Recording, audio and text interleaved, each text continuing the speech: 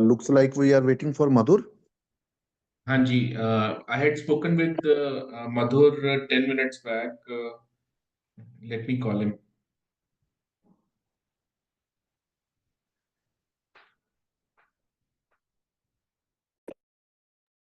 हिमांशु, क्या हुआ? स्टूडेंट्स बड़े कम है?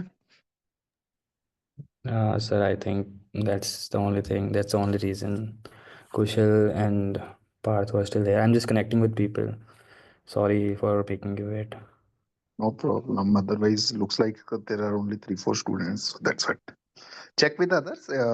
Means my question is around that in case there is any practical or any classes going on. So what are the main reasons? Actually, there was placement activity during campus, so like everyone was there. So like it ended at around 5:10. So like everyone is still rushing. I also rushed to the library to attend the session. Okay. Okay. Understood. Like I should have informed it earlier. Sorry for my No side. problem. No problem. That happens sometimes.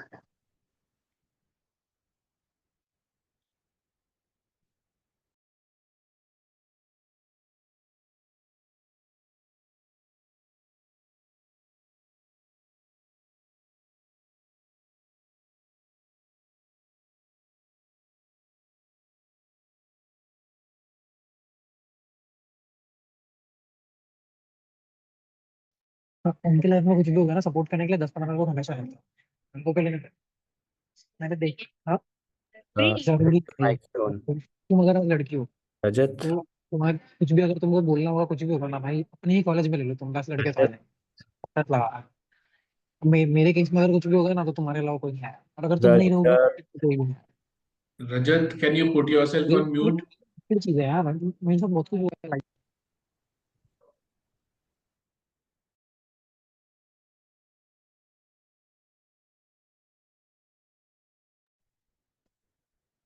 Tushar, आपकी बात हुई क्या मधुर मधुर से? हाँ, वो कह रहा है वो ज्वाइन कर रहा है, just joining. Okay okay, let's wait for. ठीक है, हमारा मॉडरेटर भी लेट है, स्टूडेंट्स भी लेट है, टाइम मैच हो रहा है।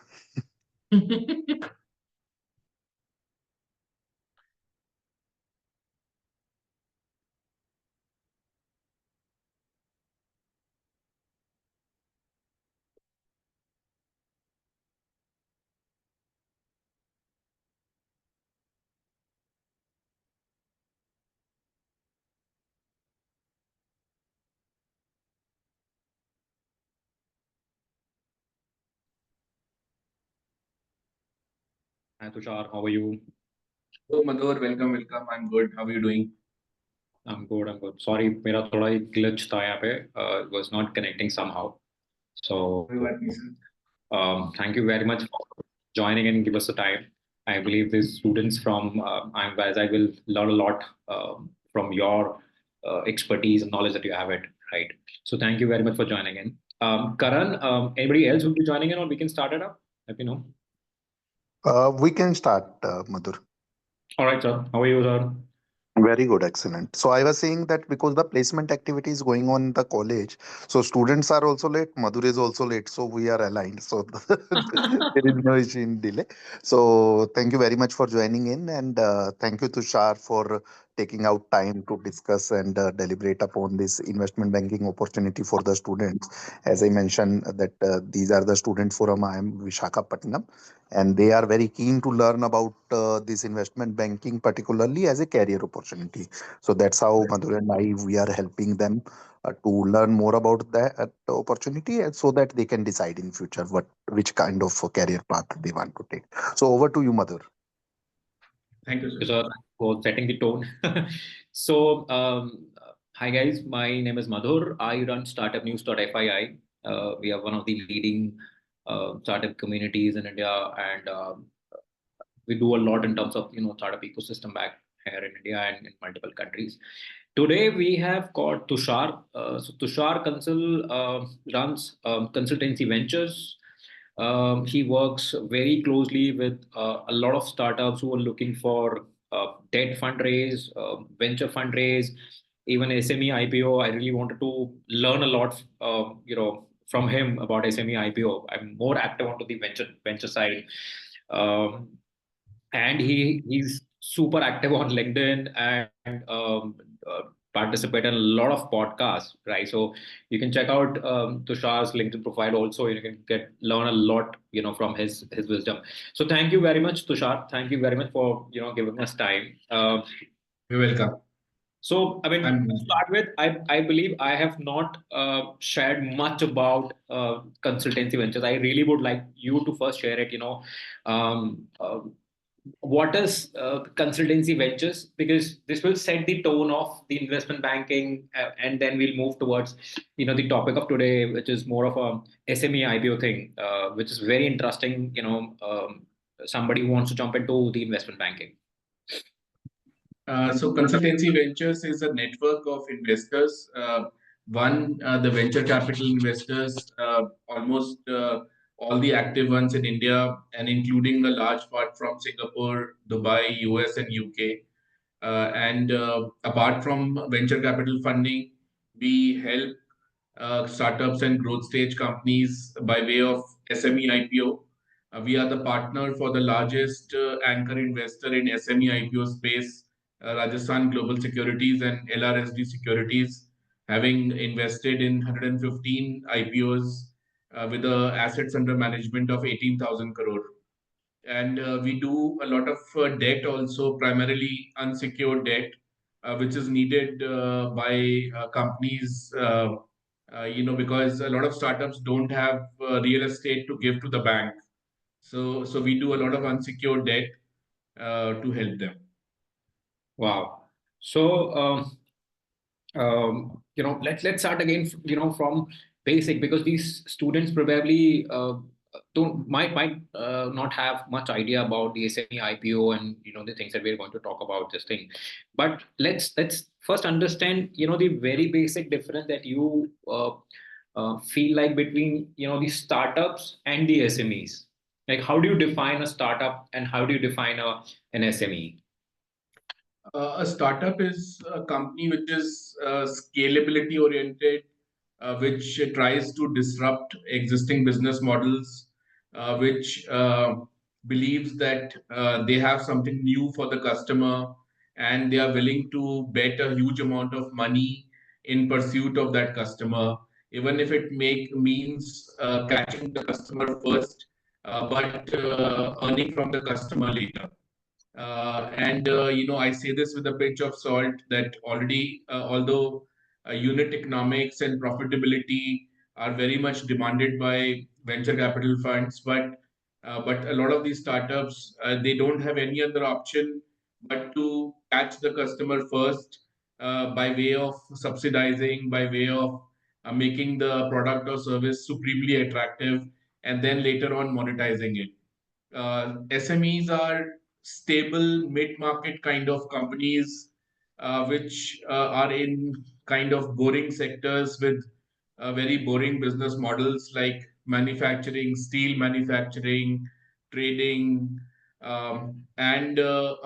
just to give you a sense, the number of startups listed with the Startup India scheme of the government of India is almost 1 lakh 60 or 70,000, whereas the number of SMEs in India are 6.2 crore. And in terms of jobs, startups provide jobs to 20 to 30 lakh people, but SMEs provide job to almost uh, 15 crore people.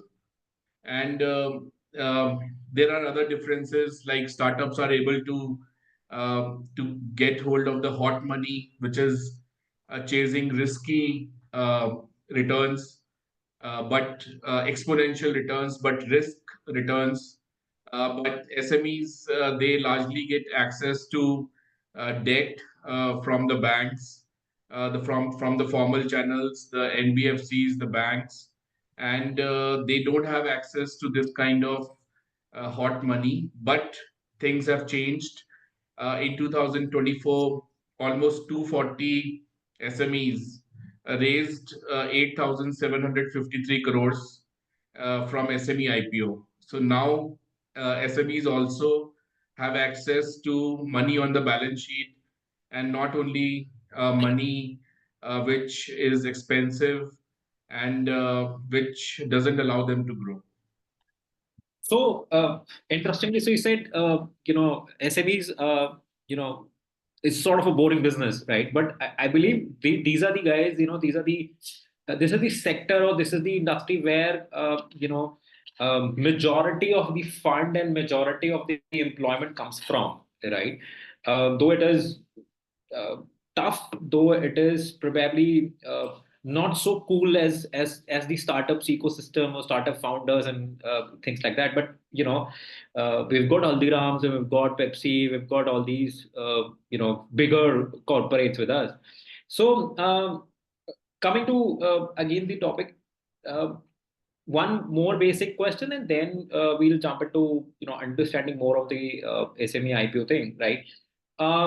Just share us, what are the different options of funding, when we talk about startups or when we talk about SMEs, right? What are the different ways that a startup can raise the funds and an SME can raise the funds?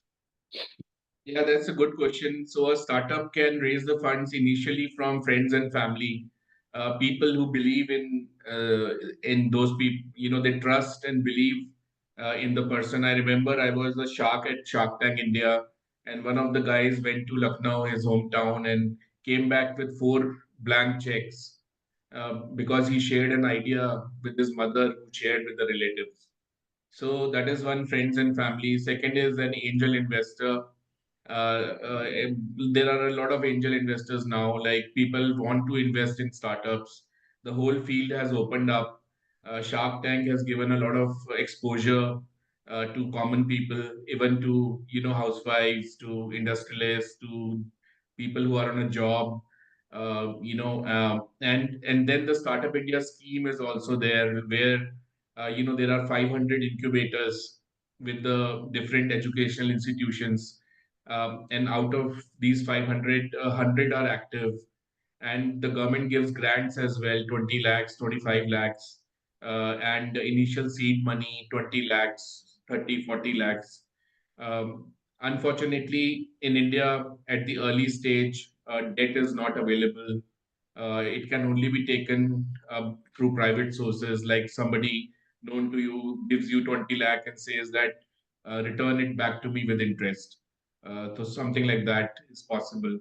Then you have accelerators and incubators.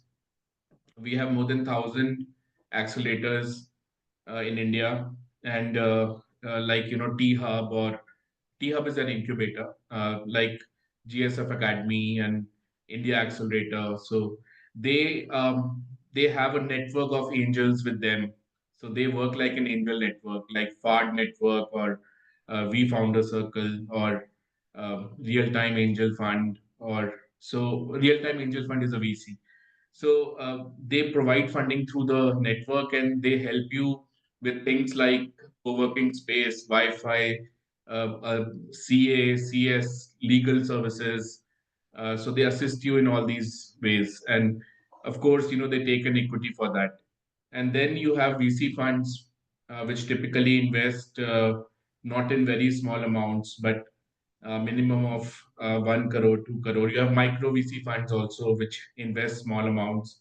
I saw a list of active micro VC funds in India, and it was 65, and they all were super active. So you have micro VC funds, and then you have VC funds who invest in larger amounts, like pre-Series A, Series A, Series B, C. And then as you grow bigger, you have private equity funds who invest in 100 millions and 200 millions. And then you go forward, you have the ones who invest in companies like Byju's, endowment funds, university funds, pension funds. Then there is no end to it. There are sovereign funds, the sovereign fund of the Middle East, the Oman, Qatar, Temasek, the sovereign fund of Singapore. It has assets under management of more than $1 trillion. So this is the these are the options for startups. For SMEs, it's traditionally has been promoter funding, that the director in the private limited company gives a loan, and then when the company earns back, he takes back his loan, and that has been the traditional route. Uh, and now, in a lot of SMEs, family offices have interest, because suppose a family office is of a corporate which is into a particular sector. Now they would want to invest in the similar type of companies who are in that sector, so that they not only benefit from the return generated on the investment, but they also bring synergies between the investee company and their original corporate. So that is why family offices, they are active in SME and startup space both. They are active in both spaces, and they do a lot of strategic plays also. Many of them believe that it is very difficult to generate return in a startup industry, so they need control. So many of those, they actually invest more than 50%. But there are others who are investing minority also. In SMEs, so debt is the primary way it has been funded till now, and promoter loans. But now we are having SME IPO. So any company with turnover of minimum 10 crores, ideally it should be more than 30 crores, and a net profit. Net profit, again, because the valuation in the SME IPO is driven by profits. So ideally, the net profit of the SME should be a minimum of 4 to 5 crores for the valuation to be decent and the IPO size to be decent. So that is one very, very attractive space which has opened up, and and we are investing there as the largest investor, but we are also partnering with the big SME IPO anchor investors like Mr. Sunil Sanghania, Mr. Ashish Kacholia. Like we brought Morgan Stanley Singapore in the Oriana Power deal. So we are collaborating. In IPOs, people always collaborate. You don't take the entire risk. This is true for startup funding also. The VC funds, they always believe that they don't want to put the entire check, and they should always pool the money so that the risk is diversified. And the same thing happens in SME IPO space, and a lot of investors, they come together, and when one investor is putting his foot inside the door, the other investors feel that there is a validation that this heavy investor is backing this deal. So he must have done the due diligence, seen the promoter, has trust on the promoter, and hence we can also get in. So it works like that. So, I mean, so there are a lot of we've been getting into the news of there are a lot of startups also jumping into the SME IPO lately, right? Just a couple of things. One is what are the things that a startup can get out of doing an SME IPO, like about 30 crores or 10 crores or 30 crores worth of the revenue? Or I mean, just comparing it or talking about it, why not to raise a VC next round, right? So typically benefits of getting into the SME IPO. See, look at it this way. First of all SMEs are not eligible to get venture capital funding. I think 90% of the SME businesses will not qualify, and the VC will say it is not scalable. It does not have potential to explode, and it does not have potential to go viral on the using technology. So most of the VCs will not touch it. um, but if you compare, a venture capitalist does have some ways in which they protect themselves, and one is they might take an observer position on the board of directors. Second, they might take a seat on the board of directors, or they can have a nominee director on the seat of directors, on the board of directors. So apart from the equity they are taking, they are also wanting to have certain compliance which protects them. And if you look at their shareholders agreement, it has a huge number of clauses which protects them. If you look at the shareholder agreement, which is there on the Startup India website, the sample agreements, the whole bunch they have, which is very fine agreement. It has clauses like, in the annexures, you can put in all the scenarios in which you have to take approval of the venture capital person before making a decision. Like, you are recruiting a heavy salaried CXO, or you are divesting a huge asset, or you are suddenly, entering a new market. Uh, so, in all these things, they have uh, they have a right. What I mean to say is they have a right to say no. And this is not true. This is not true of SME IPO. In SME IPO, what happens is that almost 30% of your shares they get listed on the exchange, and in return, those retail investors they are only protected by SEBI and the exchanges. They don't have any control on your board. It is, although you disclose how will you use the funds, and you have to follow it, like the purpose of raising the funds. There are guidelines of SEBI which tell you that how much you can use for general corporate purposes. You can't use beyond this number, beyond this percentage, to repay back the promoter loans. So you have guidelines for each thing, but there is no investor sitting on your head. There is no investor sitting on your board. In that sense, it is largely more freedom you have. But at the same time, because you are a listed company, each action of yours is watched. So some independent director leaves the company, you have to inform the exchange, and it will definitely come in the paper.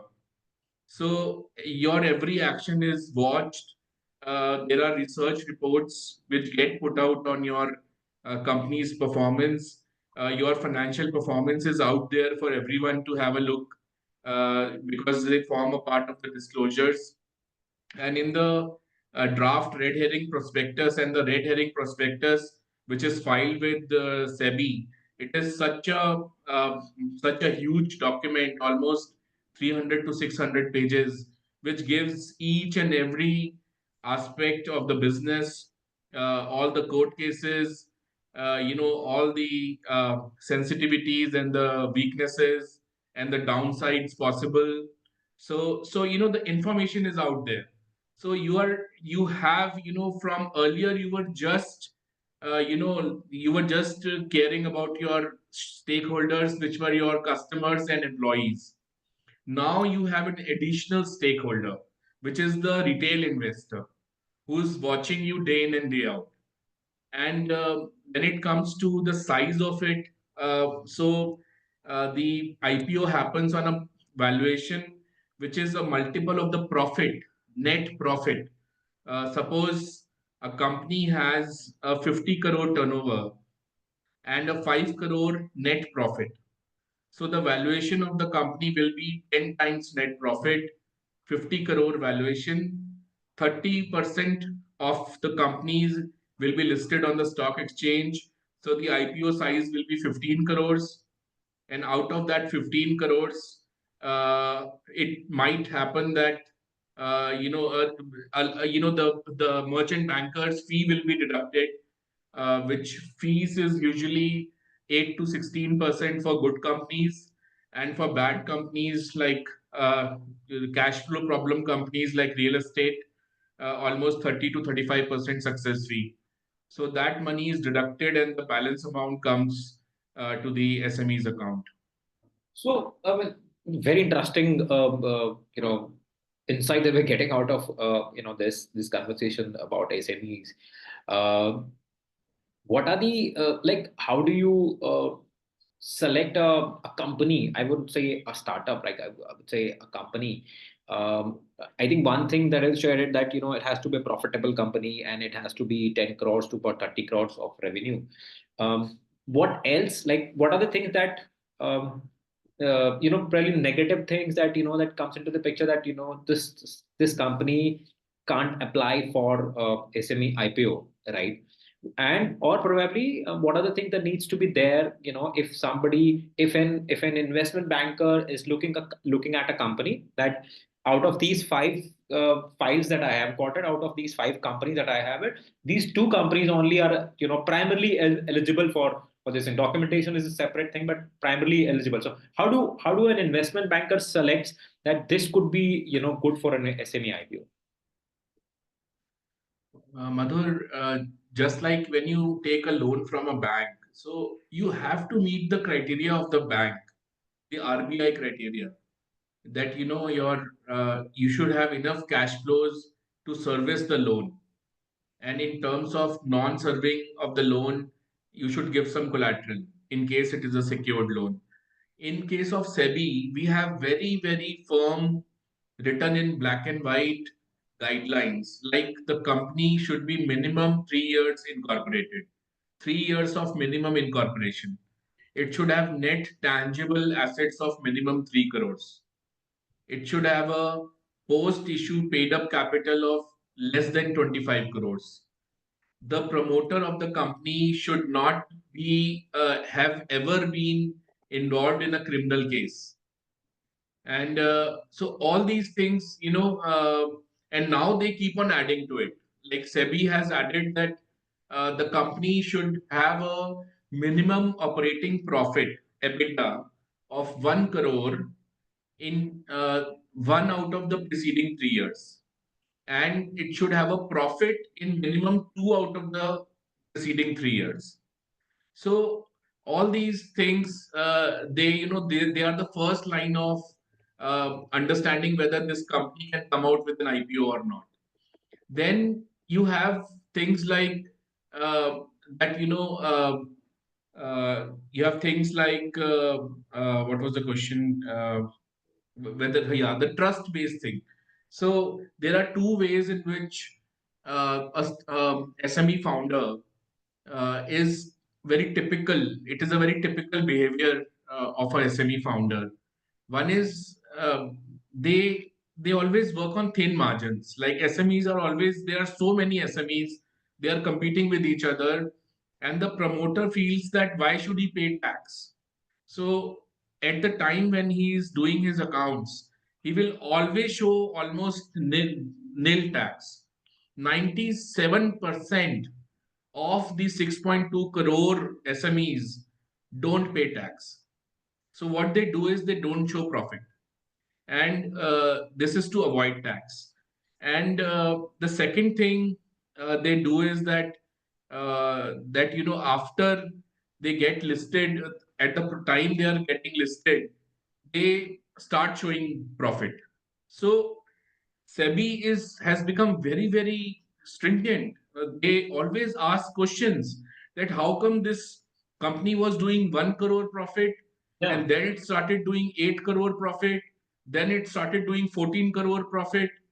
And in our due diligence which SEBI is doing, in one of the case, they asked that, okay, you tell us from which vertical of the company these profits are coming, you quantify it.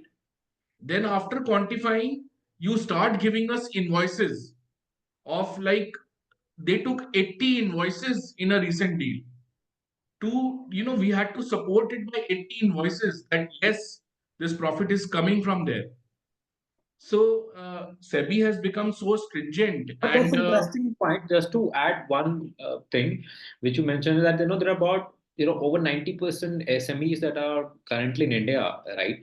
Most of them don't pay a tax, right? So I mean that's a very interesting piece of information for these students also, and for me also actually. I mean, it's like if over 90% of the SMEs don't pay tax, and they do it intentionally, not to so to avoid the tax, and then and then suddenly they jump into the, if they jump into the IPO side, they immediately show the profits out of it. So don't you think, I mean, these things, I mean, one side is, I wanted to comply the SEBI rules, but the other side is that, when I do SME IPO, um, uh, the moment I wanted to get into the IPO, if I am, putting it all across in the marketing or into the words of, the retail investors, they also wanted to know that, if the company is not making profit, how will they invest? How does that ecosystem work? So one company not making profits, going for an IPO, not showing any profits, and still retail investor is trusting in buying the IPO. What is this psyche? And after this, I probably, go to the students also. They might also be having some questions.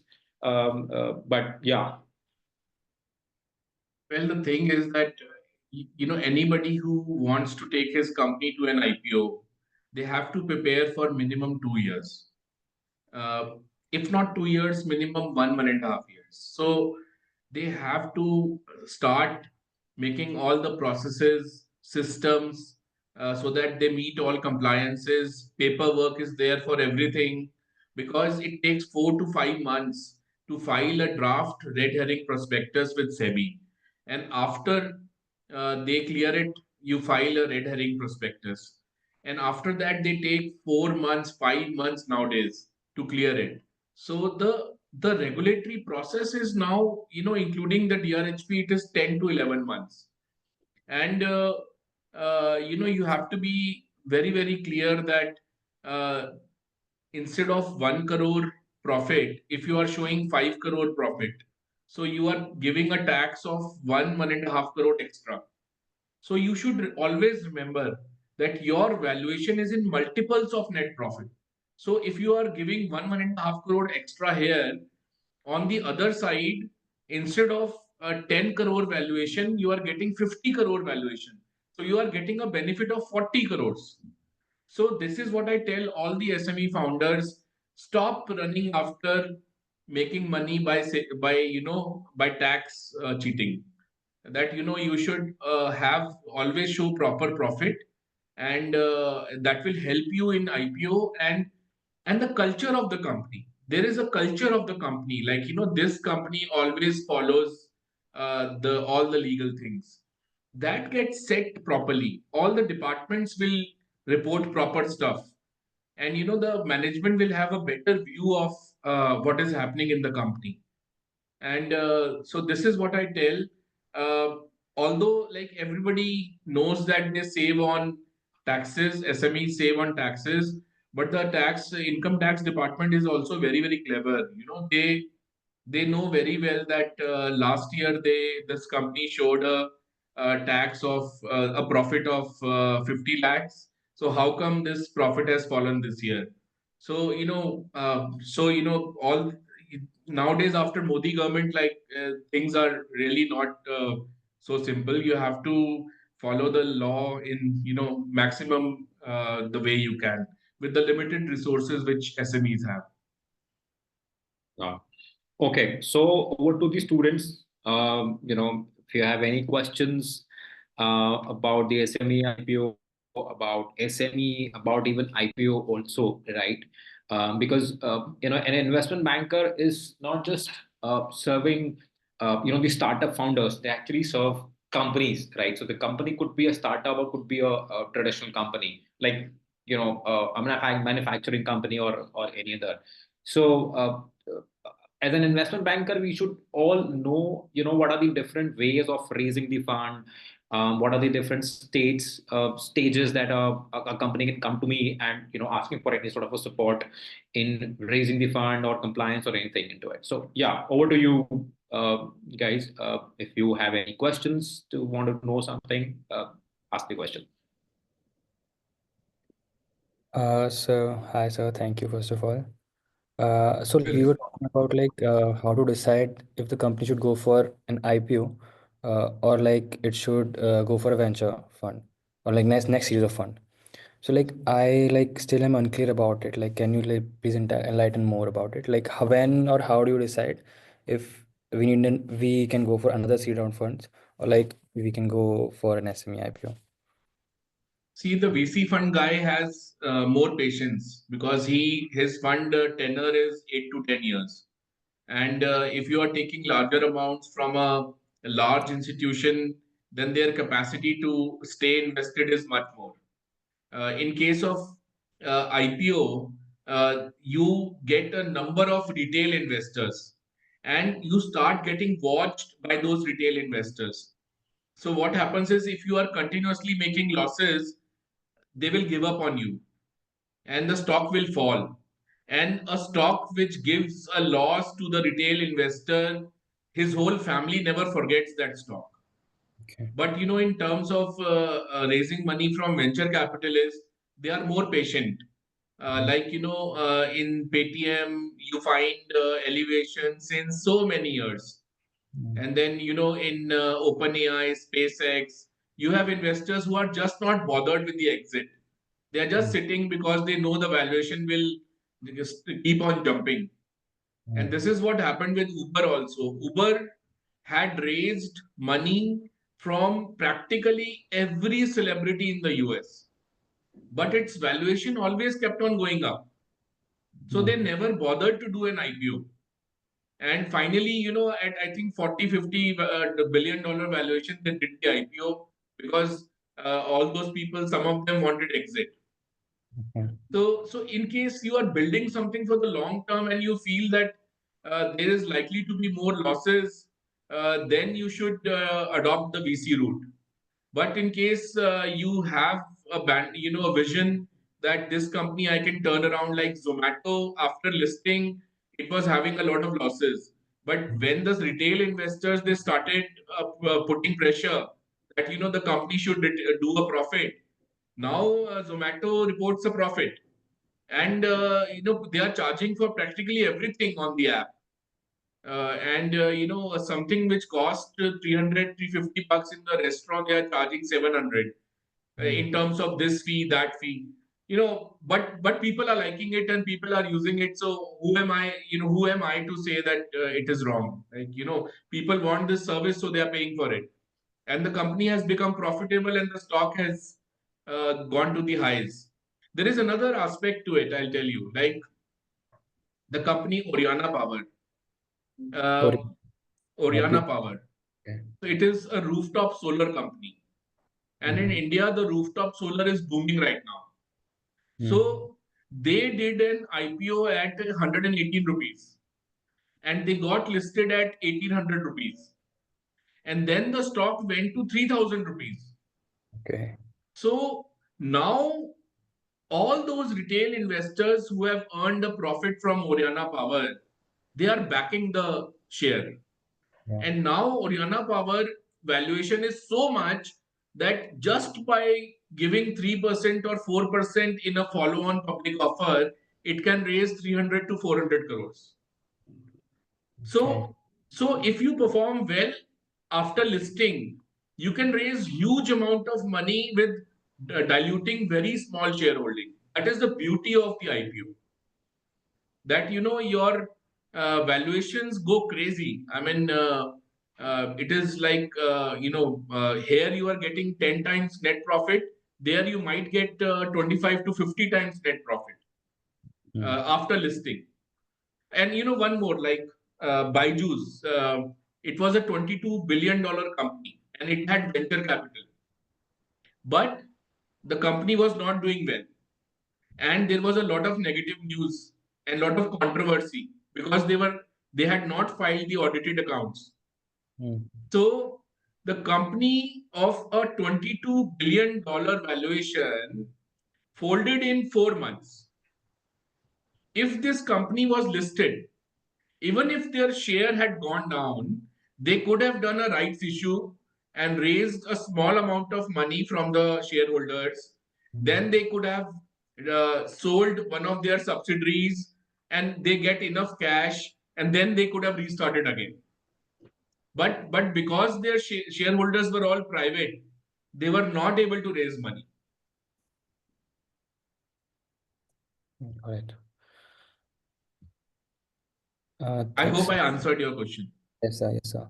Sir, I also had one more question. Like you were talking about red herring process. Like I wanted to know like more about it. Like where should I search from, or like So if you go to the SEBI and the exchange website, all the red herring prospectus and the red herring prospectus are freely available there. And if you download a Red Herring Prospectus, it is around 500 to 600 pages. It has the entire history of the company right from when it got incorporated, all the things about the founder and the management, all the risk associated, all the legal cases, all the customers of the company, all the financials of the company. It has market section also. What is the market size? Why they are raising this fund? How will they use this money? It has everything. okay, got it. And shareholders who put in money in a IPO, it is always said that they should read the entire RHP and then decide whether to put money in this or not. I have a question. Like you said that SMEs should show profit so that they can get more valuation and will be beneficial for the VC funding. I believe what I am thinking, sir, that the VC funding people who are funding knows that 97% of them are not showing profit, but they have actual profit. A lot of them would have actual profit and have potential in business. So knowing that 97% of people are doing this, they must be going through and looking at that company in a way, in that way only, to check the potential only, not just taking decision on the basis of real profit in the accounts. So what So happens is that they know that what is the profit which is in audited financials, and the promoter tells them that this is the real profit. So they say, okay, let's do one thing. Let's wait for a quarter. Until that time, we are doing a due diligence on your company. You report the actual profit of this quarter. So they start pressurizing the company to come clean on all the financials. And because they are doing a due diligence, they get to know the inside story, each and everything. That what is the promoter doing? And many promoters, apart from underreporting profit to save on tax, they create structures. They create a subsidiary, they create a proprietorship firm, then they have related party transactions, and money flows from one company to another company.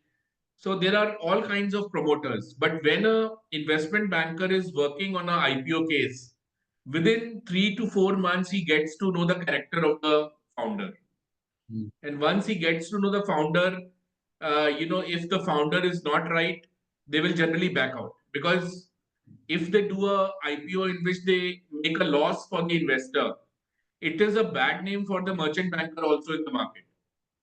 That this merchant banker doesn't know how to do valuation, and this merchant banker made a loss for the investors.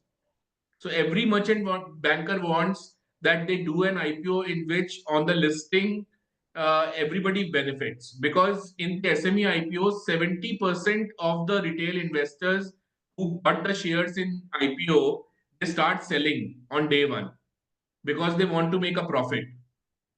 So that is why, if your financials of the company are not good and the founder is not genuine, then the merchant banker will have a bad name because the shares will give a loss to a large number of investors. So, what I'm trying to say is that they know that underreporting in profit was there, but they correct it. They say if you want to go to the IPO route, you have to correct it, because we can't give you the valuation if you don't show proper profit. It is there. And no merchant banker wants to get the license cancelled. SEBI will just cancel the license. So all these companies which you are seeing in the IPO, they are showing proper profit, which is the genuine profit. yes, sir. And sir, for the VC funding stage also, uh, like The in IPO, VC I doesn't mind understand. losses if the losses are genuine.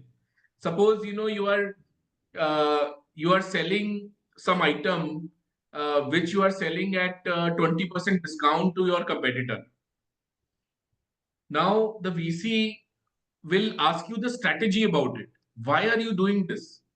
Then you tell him that we are saving the data of this customer, and we will target the customer again with performance marketing, and then sell him a higher value item at a much better profit. So in a way, you are giving your strategy as to how you will make the profit for, LTV to CAC ratio, long term value to customer acquisition cost ratio. How will you make it good? But if you are just many startups, you're just selling the product at 50% discount just to generate revenue, then the VC will not back you. He's not a fool. So there has to be a thought out strategy behind it. Like Zomato, I really liked that they captured a huge mind space of people. Everybody has Zomato on the app, and they use the service, and at the same time they are now profitable. Like, it is such a rare thing and such a difficult thing. Swiggy has not been able to do it. So it is not easy. Like Paytm, it is struggling since many years to generate a profit. A lot of these companies in Shark Tank, the sharks who are there, their companies are in losses. Like even Oyo reported a profit. I think they let go of many people to save on the employee cost so that they can generate a profit, so that they can do an IPO at a $3.5–4 billion valuation. So this is what it is. Okay, we can have one more question. It's already 6:18. We've taken too much of time of Tushar today. Guys, if you have one more question, we can have it, or we can wrap up the session. Sir, I want to ask one question. Just want to clear one more thing. Like in the starting, you mentioned some kind of debt fund which SMEs in India don't get. So, like, what was that? Actually, what happens is, if you go to Y Combinator now, there you do a 10-minute pitching. So there they give you a very simple agreement, safe agreement. And the agreement has one clause. If you are able to return this money within 1 year, you can treat it as debt and just pay some interest and return the money. But in India, you have grants. Madhur bhai can get you 20 lakhs to 50 lakhs easily as a grant. But when you talk about debt, then no formal channel like bank or NBFC will not give you debt unless you have incorporation of minimum 3 years. You should be incorporated minimum 3 years. Then they start giving you unsecured debt, and the banks are so wary of giving unsecured debt. They will give you 20 to 30, 35, 40 lakhs, not more than that.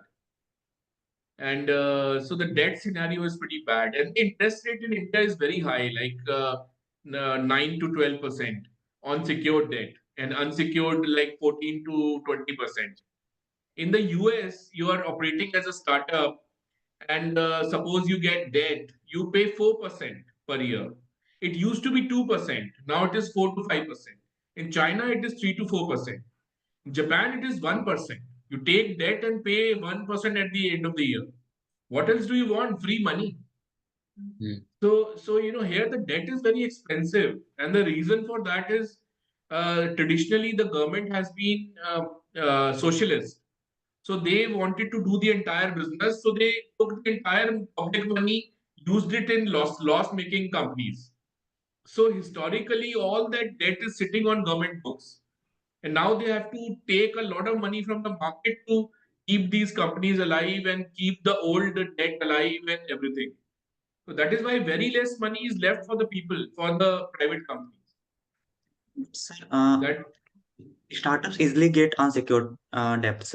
But when you compare SMEs and startups, SMEs are more secure than startups.